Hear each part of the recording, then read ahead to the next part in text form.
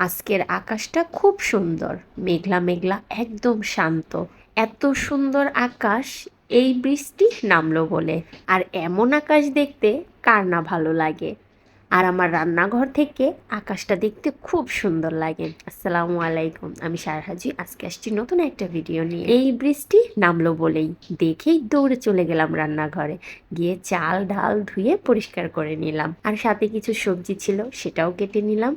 প্রয়োজনে যত মশলা ছিল সব দিয়ে দিলাম। অবশ্যই দেখে কিন্তু আপনারা বুঝতেই পারছেন যে আমি কিসের প্রস্তুতি নিচ্ছি। জি, একদমই ঠিক ধরেছেন। আজকে আমি রান্না করব খিচুড়ি। আর খিচুড়িটা আজকে আমি হাতে মেখে বসালাম।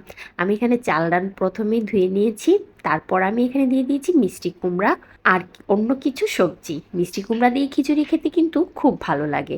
পেঁয়াজ কাঁচামরিচও দিয়ে দিলাম। আর গুঁড়া মশলার মধ্যে দিয়েছি হলুদের গুঁড়া, মরিচের গুঁড়া, ধনিয়ার গুঁড়া, সামান্য একটু গরম মশলার গুঁড়া।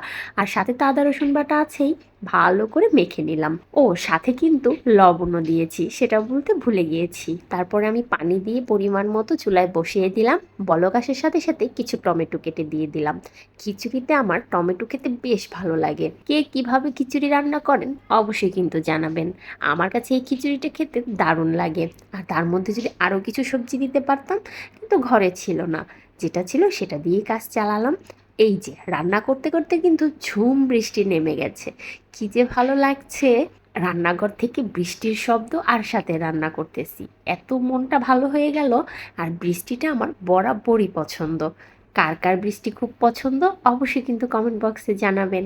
যেহেতু আজকে আমি পাতলা খিচুড়ি রান্না করব, এই কারণে খিচুড়িটা যখন বলক চলে আসছে তখনই আমি একটা ঘুটনির সাহায্যে ভালো করে ঘুটে দিলাম। পাতলা খিচুড়ি কিন্তু এভাবে খেতেই বেশি ভালো লাগে। লবণটা কম মনে হচ্ছিল, একটু লবণ দিয়ে দিলাম। আর সাথে যেটা দিয়েছি একটা স্পেশাল জিনিস, সেটা হলো বড়ই। এখন অনেকেই বলবেন এই দিনে আমি বড়ই কোথায় পেলাম। এখন তো বড়ইয়ের সিজন না, তারপরেও আমি এই টক বড়ইটা কোথায় পেলাম।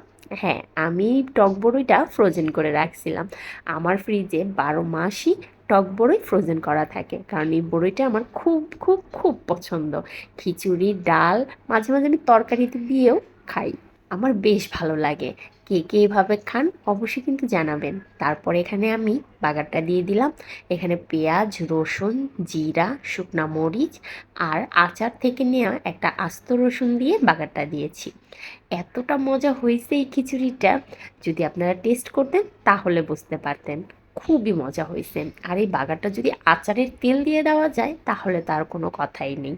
বাহিরে ঝুম বৃষ্টি হচ্ছে, আমি দেখছি আর বসে বসে খিচুড়ি খাচ্ছি। ব্যাপারটা দারুণ না? কে কে এমন করেন, বৃষ্টি হলেই তাদের খিচুড়ি লাগে অবশ্যই কিন্তু জানাবেন। আর আমার খিচুড়ি রান্না করাটা কেমন হয়েছে সেটাও জানাবেন।